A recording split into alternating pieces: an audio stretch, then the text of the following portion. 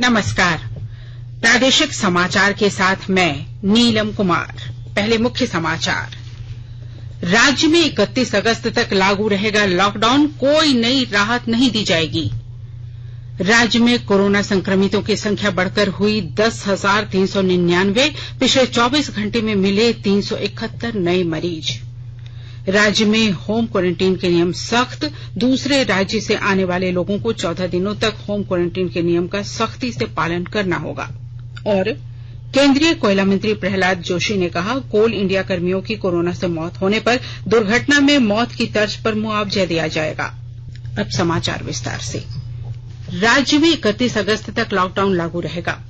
राज्य सरकार ने कोई नई राहत नहीं दी है। जिन मामलों में पहले से छूट दी गई है वह जारी रहेगी। 31 अगस्त तक स्कूल, कॉलेज और धार्मिक स्थल बंद रहेंगे। सामूहिक आयोजन पर पूरी तरह प्रतिबंध रहेगा। दूसरे राज्यों से आने वालों पर होम क्वारंटीन का सख्ती से पालन कराया जाएगा। कंटेनमेंट जोन में 31 अगस्त तक सख्ती से लॉकडाउन जारी रहेगा। राज्य सरकार ने 3 अगस्त तक विशेष अभियान चलाकर 1 लाख कोरोना परीक्षण करने का लक्ष्य रखा है। मुख्यमंत्री ने कहा कि राज्य में धीरे धीरे जांच का दायरा बढ़ाया जा रहा है। केंद्रीय स्वास्थ्य मंत्री ने कहा है कि देश में अब 1,300 से अधिक प्रयोगशालाओं में कोविड-19 की जांच की जा रही है।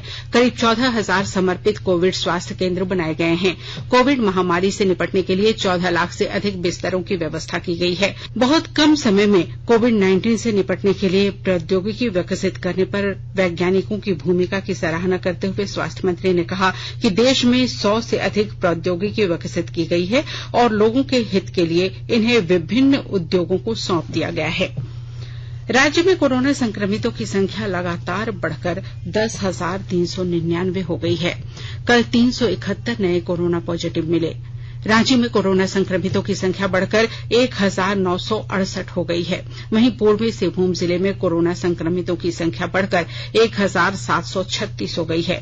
धनबाद में 509, हजारीबाग में 602, कोडरमा में 518, पलामू में 407, रामगढ़ में 365 और सिमडेगा में 470 हो गई है। इन जिलों में कोरोना संक्रमितों की संख्या अन्य जिलों की अपेक्षा अधिक है। राज्य में 4,176 कोरोना पॉजिटिव इलाज के बाद स्वस्थ हुए हैं। वहीं मृतकों की संख्या 103 हो गई है। सबसे अधिक 25 लोगों की मौत पूर्वी सिंहभूम जिले में और 23 संक्रमितों की मौत रांची जिले में हुई है। राज्य में अब तक 2,86,000 से अधिक सैंपल की जांच की गई है। केंद्रीय स्वास्थ्य और परिवार कल्याण मंत्री डॉक्टर हर्षवर्धन ने कहा है कि देश कोविड-19 स्थिति से प्रभावी ढंग से निपट रहा है। कोविड-19 उन्मूलन के लिए CSIR के विभिन्न प्रौद्योगिकी संग्रह का विमोचन करते हुए उन्होंने कहा कि देश ने पिछले 6 महीनों के दौरान कोविड-19 महामारी से सफलतापूर्वक लड़ाई लड़ा है। डॉक्टर हर्षवर्धन ने कहा कि कोविड से स्वस्थ होने की दर में निरंतर वृद्धि और मृत्यु दर में गिरावट इस सफलता के कुछ उदाहरण हैं। स्वास्थ्य और परिवार कल्याण मंत्रालय ने लोगों को सलाह दी है कि वे नोवल कोरोना वायरस से अपने को सुरक्षित रखने के लिए सभी बुनियादी एहतियाती उपायों का पालन करें और सामाजिक दूरी बनाए रखें। एक रिपोर्ट। सरकार ने कहा है कि आवश्यक वस्तुओं की पर्याप्त आपूर्ति जारी है और लोगों को चिंता करने की कोई जरूरत नहीं है। लोगों को सलाह दी जाती है कि वे आवश्यक वस्तुओं और चिकित्सा सामानों की खरीदारी करते समय धैर्य रखें और शांत रहें। आवश्यक वस्तुओं को खरीदने के लिए बार बार बाहर निकलने से बचें। साथ ही लोगों से हाथ मिलाने और गले लगने से भी बचना चाहिए। बाजार, मेडिकल स्टोर और अस्पतालों में लोग कम से कम 1 मीटर की दूरी बनाए रखें।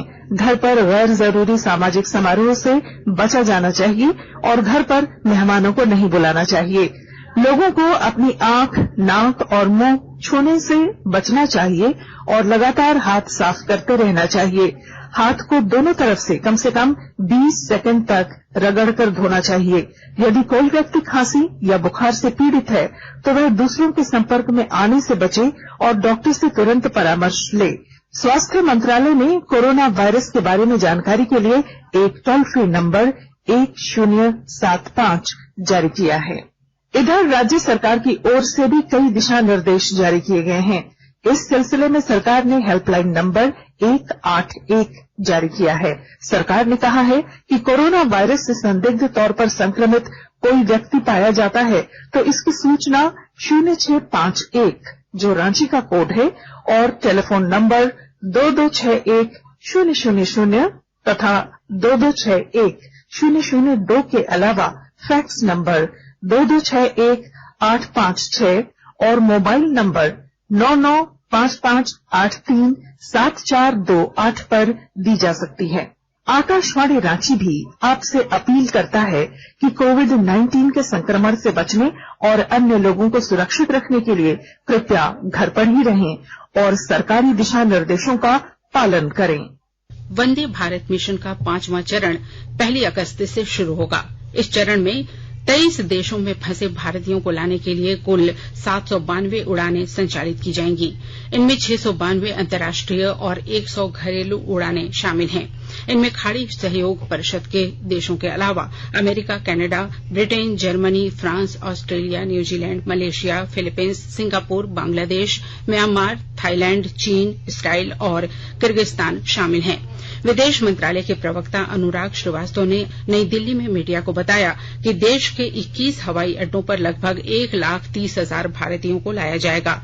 वंदे भारत मिशन के अंतर्गत अब तक 8,78,921 भारतीयों को स्वदेश लाया गया है। इसके अलावा 1,07,452 भारतीय नेपाल, भूटान, म्यांमार, पाकिस्तान और बांग्लादेश से सड़क के रास्ते स्वदेश वापस आए हैं। शिक्षा मंत्री रमेश पोखरियाल निशंक ने कहा है कि नई राष्ट्रीय शिक्षा नीति 2020 देश में स्कूलों और उच्च शिक्षा प्रणाली में क्रांतिकारी परिवर्तन का मार्ग प्रशस्त करेगी। यह नीति भारत को विश्व मंच पर ज्ञान की शक्ति के रूप में स्थापित करेगी।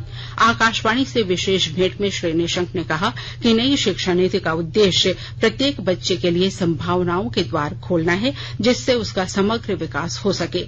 श्री निशंक ने कहा कि कक्षा 6 के बाद से बच्चों के कौशल विकास पर ध्यान दिया जाएगा, जिससे वे 12वीं की कक्षा के अंत तक कुशलता प्राप्त कर सकेंगे।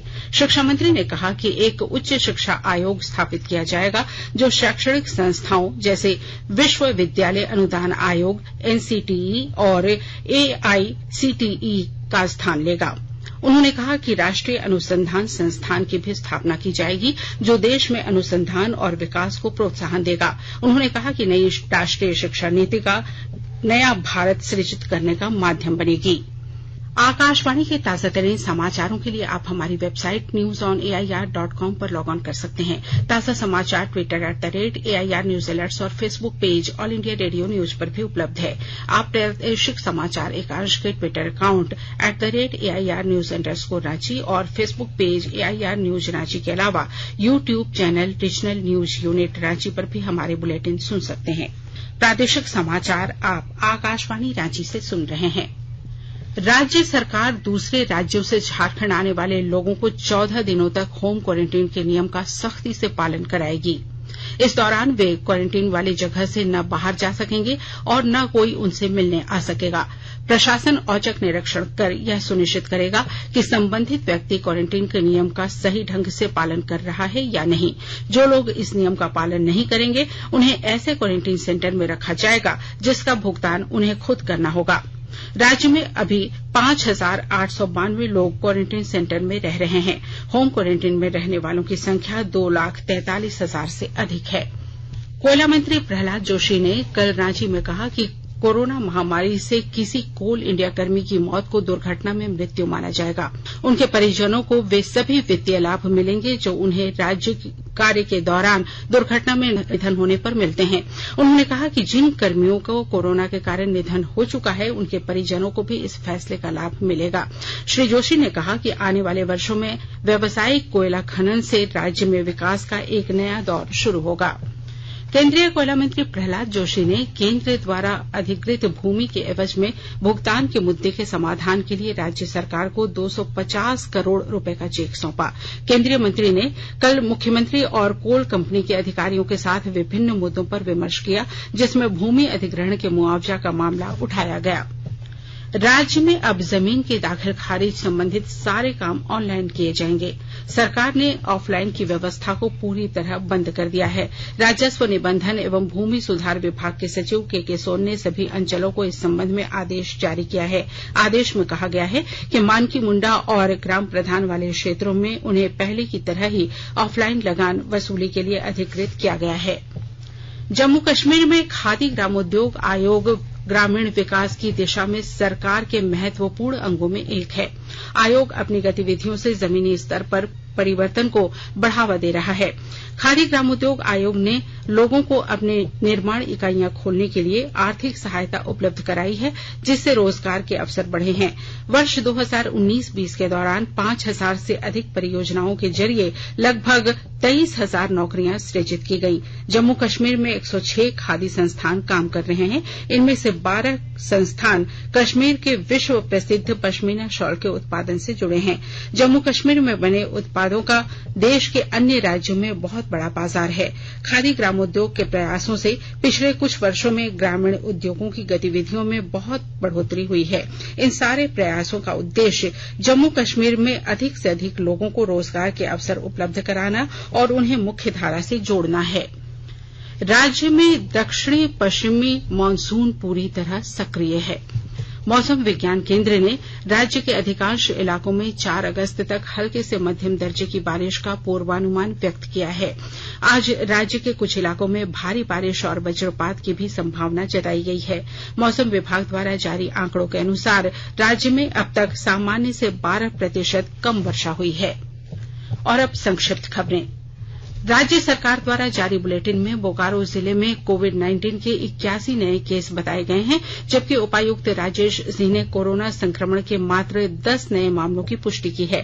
हालांकि कोरोना के प्रसार को देखते हुए उपायुक्त ने जांच का दायरा बढ़ाने का निर्देश दिया है। उन्होंने बोकारो वासियों से सरकार द्वारा जारी निर्देशों का सख्ती से पालन करने की अपील की है। साथ ही उन्होंने कहा है कि निर्देशों का उल्लंघन करने वालों के खिलाफ सख्त कार्रवाई की जाएगी। कोडरमा जिले में कल शाम खनन पदाधिकारी समेत 11 लोगों के रिपोर्ट निगेटिव आने के बाद उन्हें कोविड-19 अस्पताल से छुट्टी दे दी गई। उपायुक्त ने स्वस्थ हुए सभी लोगों को 14 दिनों तक होम क्वारंटीन में रहने की सलाह दी। ग्रामीण विकास विभाग की सचिव आराधना पटनायक ने अधिकारियों को निर्देश दिया है कि मनरेगा कर्मियों की हड़ताल से ग्रामीण क्षेत्रों में रोजगार देने का काम प्रभावित नहीं होना चाहिए। उन्होंने कहा कि श्रमिकों को काम देना और समय पर मजदूरी कर भुगतान करना सुनिश्चित करें।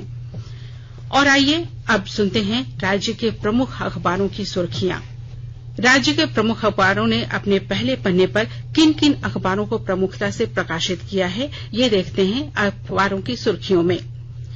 आज राज्य में प्रकाशित लगभग सभी हिंदी अखबारों ने राज्य में लॉकडाउन की अवधि 31 अगस्त तक बढ़ाने की खबर को प्रमुखता से प्रकाशित किया है। प्रभात खबर ने शीर्षक दिया है, झारखंड में 31 अगस्त तक लॉकडाउन बढ़ाने की सीएम ने की घोषणा, कोई नई छूट नहीं।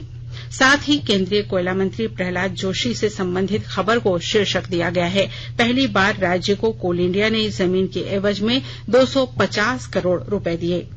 दैनिक भास्कर ने भी लॉकडाउन की अवधि 31 अगस्त तक बढ़ाने की खबर को प्रमुखता से प्रकाशित किया है। साथ ही राज्य में 512 नए संक्रमितों के मिलने की खबर को पहले पन्ने पर जगह दी है। वहीं हिन्दुस्तान ने राज्य में 3 दिनों तक कोरोना जांच अभियान की खबर को स्थान दिया है। साथ ही केंद्रीय कोयला मंत्री से संबंधित खबर को शीर्षक दिया है, व्यावसायिक खनन पर सुलह की कोशिश। दैनिक जागरण ने केंद्रीय कोयला मंत्री से राज्य को 250 करोड़ रुपए की खबर को पहले पन्ने पर जगह दी है। रांची एक्सप्रेस ने राज्य में नए कोरोना पॉजिटिव मिलने की खबर को प्रकाशित किया है। साथ ही केंद्रीय कोयला मंत्री की घोषणा को शीर्षक दिया है, कोल इंडिया कर्मियों की कोरोना से मौत को दुर्घटना में मृत्यु की तरह माना जाएगा। अंग्रेजी अखबार द टाइम्स ऑफ इंडिया ने राज्य में कोरोना संक्रमितों की संख्या 10,000 को पार करने और मृतकों की संख्या 100 से अधिक होने की खबर को पहले पन्ने पर जगह दी है।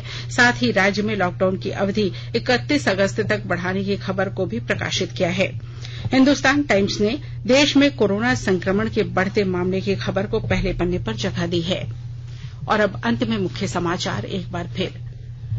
राज्य में 31 अगस्त तक लागू रहेगा लॉकडाउन, कोई नई राहत नहीं दी जाएगी। राज्य में कोरोना संक्रमितों की संख्या बढ़कर हुई 10,399, पिछले 24 घंटे में मिले 371 नए मरीज। राज्य में होम क्वारंटीन के नियम सख्त, दूसरे राज्य से आने वाले लोगों को 14 दिनों तक होम क्वारंटीन के नियम का सख्ती से पालन करना होगा। और केंद्रीय कोयला मंत्री प्रहलाद जोशी ने कहा, कोल इंडिया कर्मियों की कोरोना से मौत होने पर दुर्घटना में मौत की तर्ज पर मुआवजा दिया जाएगा। इसके साथ ही आकाशवाणी रांची से प्रादेशिक समाचार का ये बुलेटिन समाप्त हुआ। नमस्कार। घर में रहिए, सुरक्षित रहिए और सुनते रहिए आकाशवाणी।